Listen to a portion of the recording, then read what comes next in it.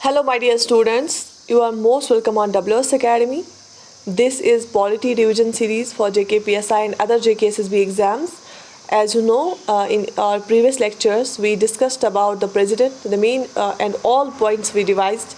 And today we will read about the ordinance making power of president and other powers, pardoning power as well. So let's get started.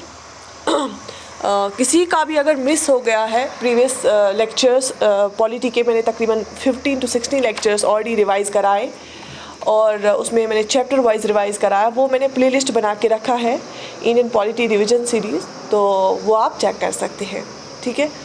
और if anyone wants to join our batch, कोई भी batch, आप WS academy की app download कर सकते हैं Google store से, फिर वहाँ पे जाके ज्वाइन कर सकते हैं। If you have any issues, if your weak areas are English grammar, computers, math, reasoning, और if you want to study the whole general studies, you can join any batch on our WS academy.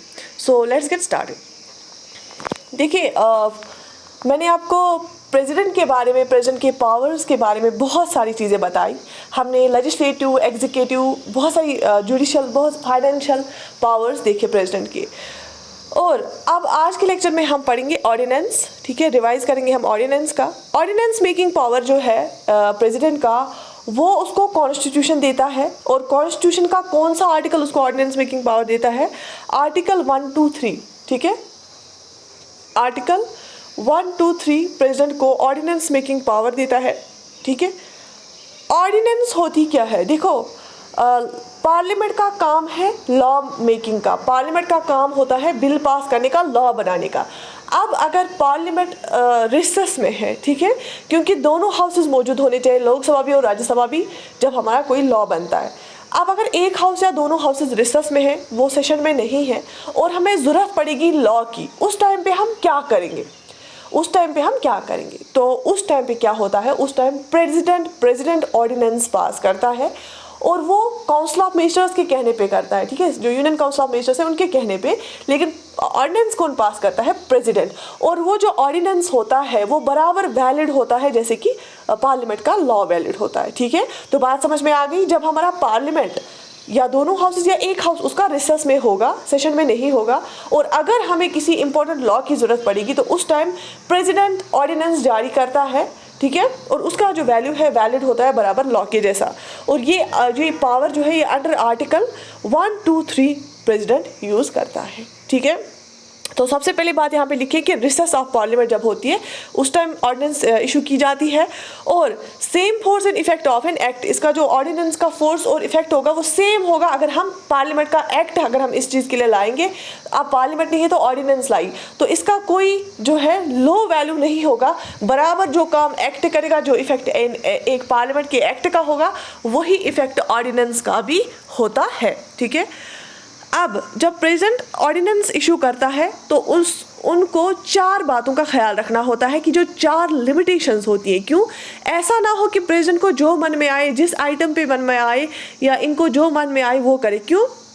Basically मैं यहाँ पे समझाऊंगी, कुछ बच्चों को जो है confusion होगा इस बात के लिए। देखो, 2 हाउसेस हमारे पार्लियामेंट में जो होते हैं उसमें सिर्फ रूलिंग पार्टी नहीं होती है, उसमें अपोजिशन भी होता है। और जब हमें कोई लॉ बनाना होता है, अपोजिशन को अगर लगता है कि ये सही नहीं है, वो उसको रोकने की कोशिश करते हैं और वो वोट नहीं करते हैं, तो वो जो है एक्ट रुक सकता है। अब जब रिसेस में नहीं है, अब रिसेस में है, पार्लियामेंट सेशन में नहीं है, तो अब प्रेसिडेंट जब ऑर्डिनेंस इशू करेगा ये काउंसिल ऑफ मिनिस्टर्स के कहने पे करेगा। अब यहाँ पे जो है चक, अपोजिशन का चक नहीं है, मत है, अपोजिशन का यहाँ पे रोक नहीं सकता है ना प्रेसिडेंट को। इसीलिए बोला जाता है कि ज़्यादा ऑर्डिनेंसेस नहीं होनी चाहिए, क्योंकि कभी क्या होता है, जो रूलिंग गवर्नमेंट होती है, रूलिंग पार्टी होती है, वो ये पाथ अपनाती है। क्यों? उनको लगता है अगर हम सेशन में, पार्लियामेंट में कोई लॉ पास करेंगे, उस टाइम ये रुक सकता है, क्योंकि बाकी लीडर्स, बाकी पार्टीज़ के जो मेंबर्स हैं वो वोट नहीं करेंगे इसको पास करने के लिए, इसलिए वो यही रास्ता अपनाती है। तो इसीलिए ज़्यादा ऑर्डिनेंसेस भी हमारे कॉन्स्टिट्यूशन के हिसाब से सही नहीं है, ठीक है, चाहे स्टेट्स हो, चाहे यूनियन पार्लियामेंट हो, चाहे यूनियन लेवल हो। लेकिन ऑर्डिनेंस पास करने के टाइम पे 4 लिमिटेशंस होती। क्या क्या? देखो, सबसे पहला लिमिटेशन क्या है? When both the house is not in session, और either of the house not in session, ordinance not a parallel power of legislation, ये प्रेसिडेंट को तभी इशू करनी है, पहला लिमिटेशन जो है ये प्रेसिडेंट को तभी इशू करनी है जब दोनों हाउसेस सेशन में नहीं हो या एक वाला हाउस सेशन में नहीं है, ठीक है।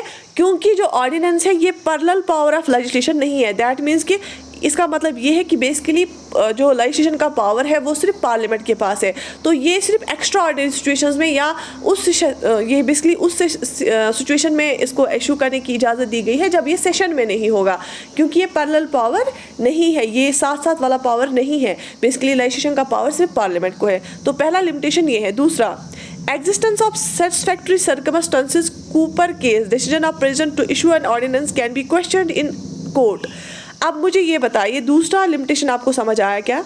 बेसिकली ये बताता है कि ऐसी सर्कमस्टेंसेस होनी चाहिए जिसमें ज़रूरी हो प्रेसिडेंट को ऑर्डिनेंस देना, ये नहीं कि जब मन आए इनको नेशनल लेवल पे ये ऑर्डिनेंस इशू करेंगे।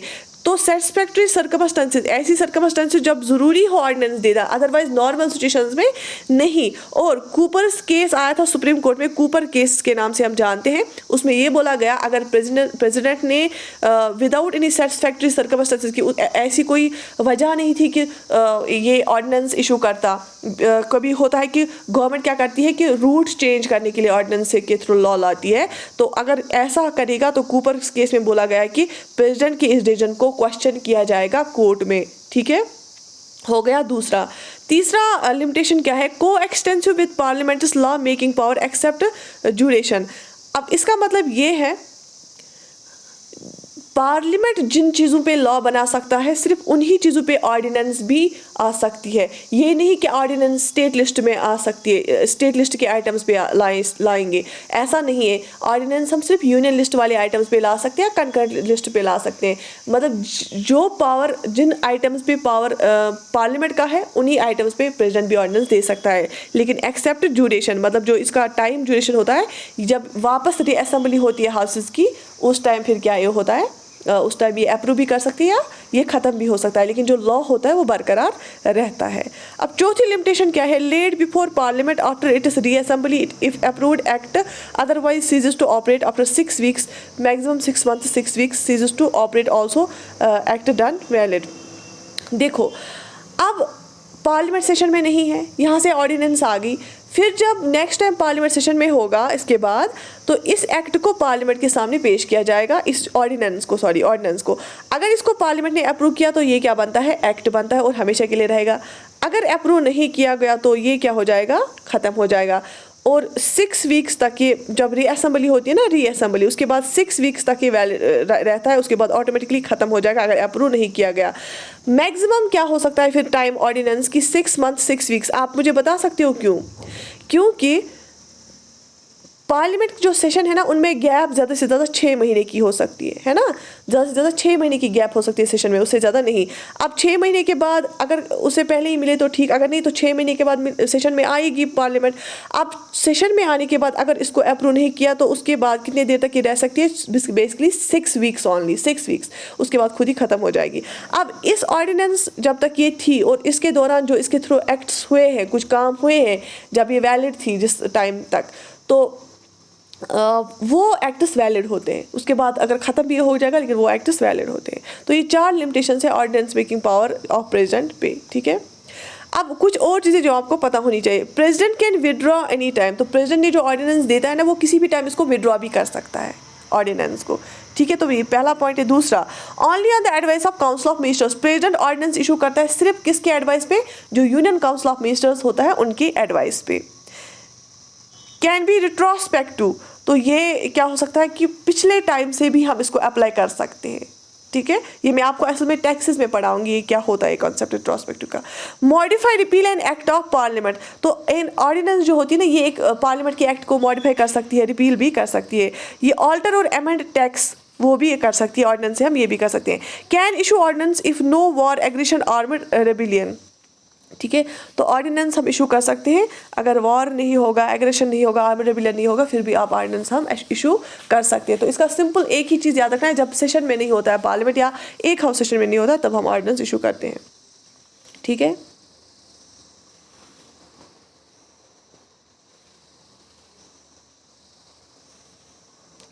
देखो हमारी जो लोकसभा होता है ना, हाउस ऑफ पीपल, उसमें बेसिकली उनके जो रूल्स होते हैं ना, रूल्स ऑफ लोकसभा, उसमें बोला गया है कि आप एक्सप्लेनेटरी नोट हमें चाहिए। किसके लिए?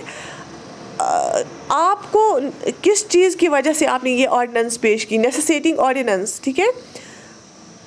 जब हम रीअसेंबली के बाद ऑर्डिनेंस को पेश करते हैं पार्लियामेंट में, तो रूल्स ऑफ प्रोसीजर, जो हमारे रूल्स ऑफ लोकसभा है, वो हमें बोलते हैं कि आप साथ में ये भी रखो कि आपको क्या नेसेसरी पड़ी, आपकी क्या नेसेसिटी थी कि जो आपने ये ऑर्डिनेंस लाई, आपको वो साथ रखना है इसको। रिप्रमलगेशन पॉसिबल, मतलब आप प्रेसिडेंट ऐसा भी कर सकता है, फिर से इसको इशू कर सकता है इसी ऑर्डिनेंस को, लेकिन successful repromulgation without an attempt to pass bill is unconstitutional violation and liable to struck down DC Wadhwa case. देखो क्या हुआ है, डीसी वचा एक केस था, उसमें ये बोला गया है अगर प्रेसिडेंट ने ऑर्डिनेंस पास की और उसके बाद फिर से वो रिप्रमलगेट इसको कर सकता है, फिर से इसको ये कर सकता है, एक्ट में ला से फिर से पास कर सकता है।